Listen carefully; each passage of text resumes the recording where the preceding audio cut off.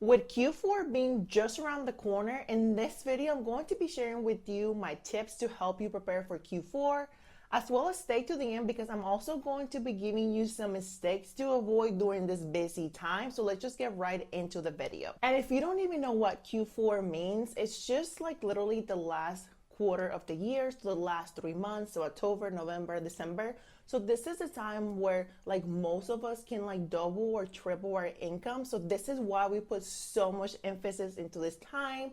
And of course, like you're like, well, why are you making this video like in the middle of summer? It's because most successful print-on-demand sellers, like they use this time to prepare for Q4 because the name of the game is to always be ahead of it. So with that, the first tip that I want to bring you is to have safe templates.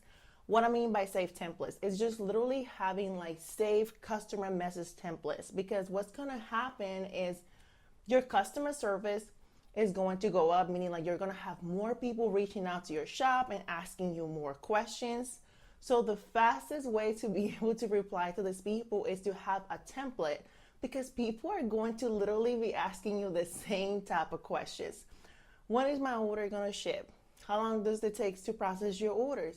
Oh, can you do this item on a t-shirt, or can you do this item on a sweatshirt? Can you do it in this color? Like you're gonna keep getting so many of the same type of questions, and you don't want to be wasting time typing each response like over and over and over again. So by having little templates, all you have to do is just like search for the template.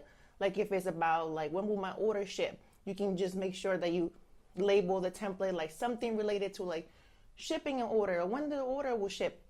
You'll find that template, you literally paste it, and all you have to do is maybe add the customer's name or tweak it a little bit, but then you get to send it instead of having to type that message every time somebody reaches out. And if you don't want to go and create your own templates, then I'm going to be leaving a link in the description for my free crash course. Inside of that crash course, I have literally customer templates that you can literally just use as is. You can tweak them, you can do whatever you want with them. But if you want to be able to have access to them, there's going to be a link in the description for you to go to the crash course, because that's where the templates are, and you can literally download my templates. This whole crash course is completely for free. My templates live in there. You can use them as is, tweak them, whatever you want with them. But that way you don't have to now like come up with your own. The second thing that I want to add is to sign up for backup print providers. Look, I know Printify has a huge catalog of print providers. They offer so many different print providers, but this is the thing. During Q4, there's so many people like shopping. There's so many print-on-demand sellers like selling so many items that they can have an out-of-stock issue with whatever item you sell. So it's crucial for you to think ahead and to have backups for your backups. So this is the time, for example, like last year, this time, I literally looked at my shop and was like, okay, what do I sell? And then what I did is figure out what print providers within like Printify sell those items, and then went a step further and look outside of Printify and who else I can sign up for in case for some reason that item goes out of stock with Printify. So you can go to like Printful, T-Launch, Printimate. It doesn't matter. The point is to have a backup print provider in case, for example, you sell a mug and it goes out of stock with like District Photo, and then you still need to fulfill that mug. Well, then it will be good for you to have another option like Printimate or Printful, that they also sell that exact mug that you sell. In case Printify goes out of stock, you can still fulfill that order, because as a last resort, you want to go to the customer and ask them to like, you know, change the color or change the item, but you always want to have backups. So it's important to plan ahead and sign up for like, you know, those extra print providers right now. Most of them, I would say, if not all of them, but don't quote me, you can sign up for free. You don't have to pay for anything, but it will be good for you to already to have like an account. So in case, just in case you do need to use them, you have it. So as a business owner, it's important for you to think about this thing. So when you're in the middle of Q4 and everything is hectic and crazy, you're not freaking out. You already have a plan, because you already planned ahead, because you already knew what you sell, and you went outside of Printify and also found out who also sells it. So in the case that Printify goes out of stock or something happens, you can still fulfill that order. And if you still don't even know like what kind of products you should sell, I'm going to be leaving a link in the description for a video that I made that were all about the best-selling products based out of Printify, and all these products also sell well on Etsy. So if you're the type of person that you're like, I don't want to like sell something like super unique that like maybe only like one print provider has it, or it can possibly go out of stock because there's not that many options for it. This video is all about like products that like are pretty common, that they're also bestsellers that do well, and they're not so like unique that like they can go like out of stock, or that print provider decides that they don't want to sell the item anymore. So if you're looking for like proven products that work on Etsy, but they're also not like, like super unique that they could potentially maybe like go out of stock, then check out the video that I'm going to be leaving in the description below. And if you're new here, hi, my name is Bridget. I'm an Etsy print-on-demand seller that at this point I sold over $360,000 on Etsy with print-on-demand. So I'm just here to share my journey and help you get there. So if you are liking this type of content so far, make sure that you do subscribe so you don't miss when I release a new video. The third thing that I'm going to add is consider increasing your processing time. So if your processing time right now is 2 to 5 business days, then maybe consider doing 2 to 6 or 2 to 7, because this way you're giving yourself like an extra 2 business days during these crazy times. Delays can happen. Printify has gotten so much better when it comes to that. Like, it's not like how it was during like COVID, but delays can happen. Like, print providers are fulfilling so many different orders, and by you doing this, you're giving yourself like a little bit more of a cushion in case there's so many delays. Number 4 is having extra payment options. What do I mean by this? When you go into Printify, Printify allows you to link a credit card, a debit card, or to use a PayPal account. So the thing is, when you do print on demand, you usually pay Printify first and fulfill your order, and then Etsy pays you. Even if Etsy pays you daily, weekly, monthly, doesn't matter. It never matches. You always gotta pay Printify first. And if you end up like in Q4 and you have like a huge orders and you have to fulfill them and you have to pay them, you might not have enough balance in one credit card. So you might either have to consider like opening another credit card or asking your bank for like a line increase. It just depends on the type of credit card that you have. I suggest having like some type of like rewards credit card, because if you're gonna have to like, swipe that credit card, or if you're gonna have to pay Printify anyways, you might as well get something out of it, like get points out of it. But do plan ahead for the potential of like not having enough like limit in one credit card, which is like a good problem to have. So have other options in case that this happens. Number 5 is being a little bit more careful and checking for trademarks a little bit more frequent. I will also like make sure that you're not copywriting on anybody, because what happens a lot is during Halloween and Christmas, people do create a lot of trademark items, and I do not recommend doing this unless you're trying to get your shop shut down fairly quickly. But be a lot more diligent, and if you see this a lot, ignore it. Those people are just one listing away from getting the whole shop shut down. But just be more careful and be more mindful, especially when you're using like certain like Halloween or Christmas phrases. Make sure that you are checking them, that they're not trademarked. And if you're not new to Q4, or you already have like evergreen niches, meaning like niches that sell all year round, that sell well for you, then consider adding like the holiday spin to that niche. So for example, if you're in the teacher niche right now and you already have like evergreen designs that sell for you, well, consider adding like Halloween designs or Thanksgiving designs or Christmas design. So start with the niches that already work for you and see if like those people also shop for holidays, and start with those, because you already have something that works. You already have something that's proven. So don't reinvent the wheel, and add like a holiday spin to those designs that already work for you. If you're new to Etsy, or this is your first Q4, when it comes to holidays, because you don't have proven designs, you have to go at them a little bit different. So you have to really go specific, which this leads me to my first mistake that I see a lot of people make, and they create a lot of generic designs, meaning like Happy Halloween, Merry Christmas. Those are not gonna work. There's so many shops, especially big shops, that already sell the designs, that they're already ranking for these designs. So yours are not gonna sell.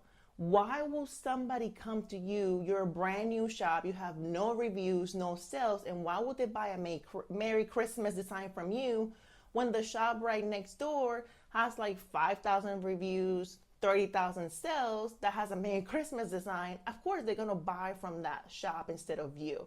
So you have to go really specific. You have to target a specific niche or a specific holiday. I will even go a step further and go on into the sub niche and the holiday. So for example, if you're a brand new shop to like Q4, I wouldn't even just do like teacher and like Halloween. I would do like first grade teacher and Halloween, or science teacher and Halloween. I wouldn't just do like nurse and Halloween. I would do like a ER nurse and Halloween, a labor and delivery nurse and Halloween. Because this is the thing.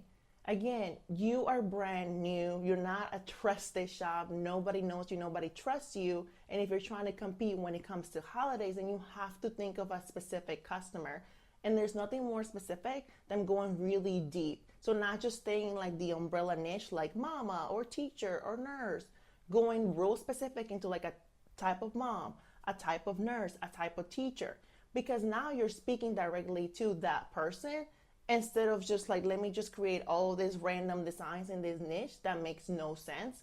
I made this mistake my first Q4 and I saw no sales because of that. Because I wasn't going really specific in the niche. I was still super umbrella. I was designing just for the moms. I was designing just for the nurses or the teachers or whatever it is that I was designing for. You have to go specific. So not just like, oh, I want to make mama designs in Halloween. No, I want to make twin mom designs in Halloween or teacher designs in Halloween. Go really specific in that niche and spend a lot of time doing research. Again, guys, it comes down to the research, because you can't just throw like horrible designs and expect that they will sell. Like, they still have to be designs that people are looking for, that are in demand, that people want. So spend more time researching than even designing, especially when it comes to like holidays. You really have to like be out there and looking at what's working and getting ideas from that, so then you can create your own unique design. The second mistake that I want to add is only making holiday designs. Look, people are, of course, are shopping for like Halloween, Christmas, Thanksgiving, fall designs, but also a lot of people go on Etsy to buy gifts for their friend, for their cousin, for their niece, nephew. You call it, they're buying gifts. And when somebody's buying a gift, they're usually gonna buy something that's a little bit more evergreen, like for example, just like a teacher mug or a t-shirt shirt or a nurse mug or a nurse tote bag, like something like that, rather than just like, I'm not going to buy, for example, for like my mom, I'm not just gonna buy her like, you know, a grandma like Christmas item. I'm gonna buy her something that she could probably use all the time. So I will spend like 50% of my time like doing like holiday designs, and the other 50% of the time doing like evergreen designs. I wouldn't put all my bags in, or I wouldn't put everything just on like holiday designs, because what's going to happen is after you get all those sales from Q4, and then January is gonna come and you're gonna have this huge drop. Yes, the drop does happen to all of us, because of course, like there's not that many people shopping in January that they were like in October, November, December. But if you still build up your evergreen, you will still be able to like still have like, you're gonna have a drop, but it's not gonna be such a like drastic drop, because you also spend time creating designs for niches that could also sell in January, February, March, and the rest of the year. The third mistake that I see is people having unrealistic expectations. And what I mean by this is mostly like a lot of new people that come on Etsy, or for example, I'm making this video about Q4 and this is the first video that you ever see, and you get so excited and you open an Etsy shop, and then now you just come into this assumption, because there's so many more people shopping on Etsy, that your shop is just going to get all these views and you're just going to get all these sales, because it does not work like that. It still comes down to demand. You still have to be able to offer designs that people want, that people are looking for. If you don't have that, it doesn't matter how much more traffic there is on the platform, because you're still not going to get it.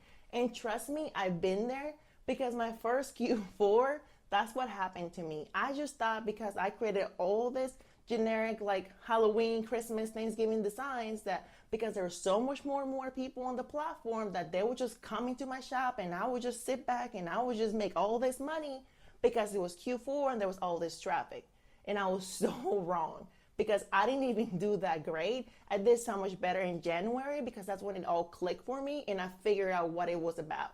It's about demand. So spend a lot of time doing research. And if you're still struggling with how do we even go about researching and where to start, I'm going to be linking a video in the description that's all about research and how I do research, like inside of Etsy or outside of Etsy.